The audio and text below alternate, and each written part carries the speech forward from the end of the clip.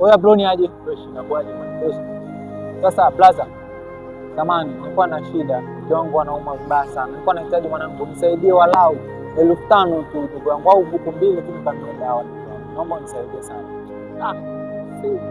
Mshikaji wangu sikiliza.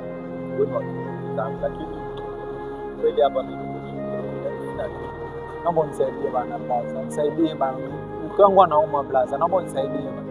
Sawa, na naelewa situation ambazo unazipitia. Lakini kweli binafsi yani hapa sina chochote.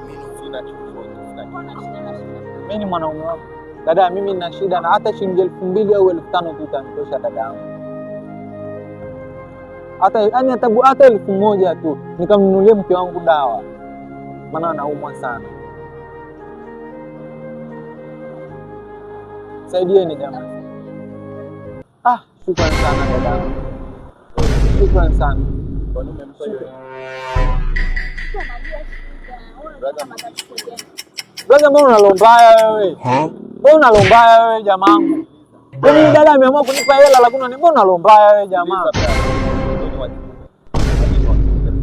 Wewe unanifanyia lombaya afu unanikazia afu wewe sio mapigo. Afu wewe sio maisha mzee.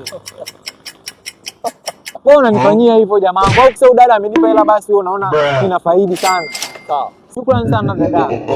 Sawa. Afu acha lombaya wewe ni wa kiume. Sio maisha hayo. Penye nia pana njia. Wewe penye nia pana nia nini? Yote kwa pupa ukosa.